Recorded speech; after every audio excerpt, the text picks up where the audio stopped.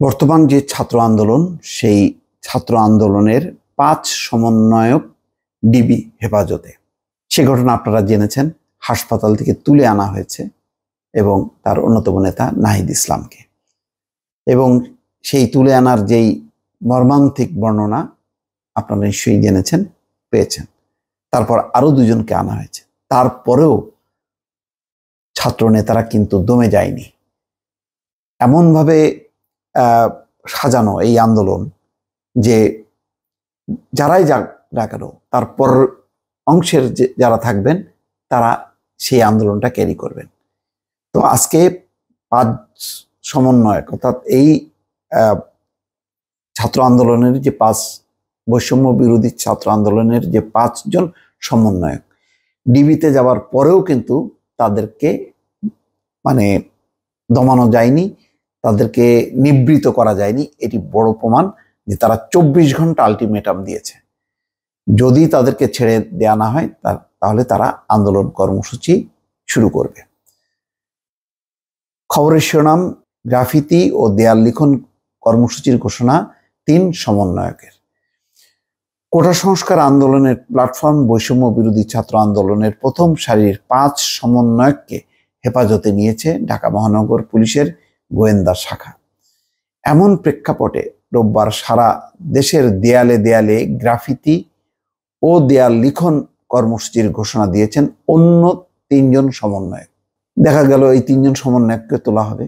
এই ৩ জন সমন্বয়ককে যদি তুলে নেওয়া হয়, পরের ধাপের অন্য সমন্বয়করা সেই জায়গায় এসে আন্দোলন শুরু করবে।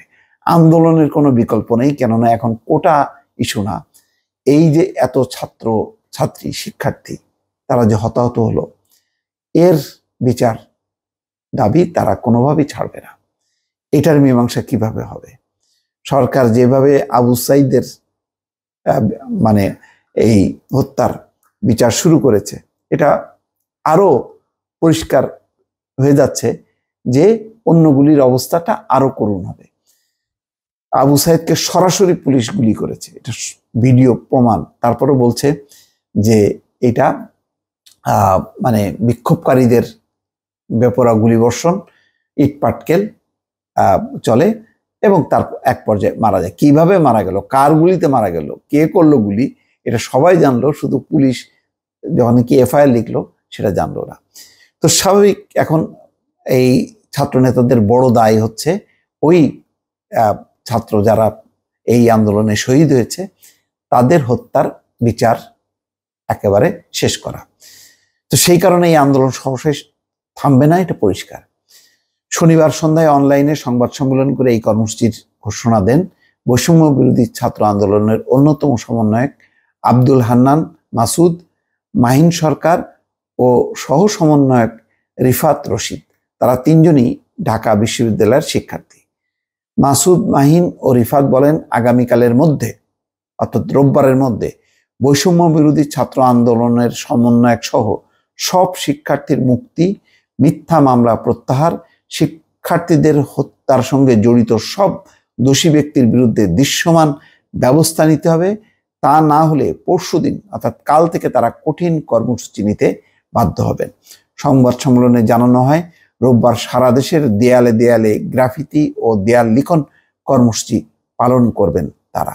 দর্শক, বুঝতেই পারছেন যে এই যেখানে দমন পীড়ন করে নিবৃত করার চেষ্টা করছে সরকার এটাকে রাজনৈতিক রূপ দেওয়ার জন্য মরিয়া, যে বিএনপি জামাত, সেখানে কিন্তু ছাত্ররা তাদের যেই হতাহতের ঘটনাগুলো তার একটা জবাব সরকারের কাছে চাচ্ছে, এবং একই সঙ্গে যেই মামলা ইতিমধ্যে 11টা মামলা দেয়া হয়েছে, তার মধ্যে ৫ শতাধিক আসামি করা হয়েছে। অথচ সরকারের একাধিক মন্ত্রী বলছেন যে তাদেরকে মামলা করা হবে না, তাদেরকে চিকিৎসা দেওয়া হবে, নিরাপত্তা দেওয়া হবে। কিন্তু নিরাপত্তা দেওয়ার নামে কি পরিস্থিতি, নাহিদ এবং অন্য আরেকজন সমন্বয়ক বড় স্বাক্ষর, তাদের শরীর, তাদের প্রতি কি আচরণ করা হয়েছে সব প্রকাশ্য। ফলে এটি সরকার কিভাবে এটি সমাধান করবে এটি বলা খুবই মুশকিল। দর্শক, ভালো থাকবেন। আল্লাহ হাফেজ।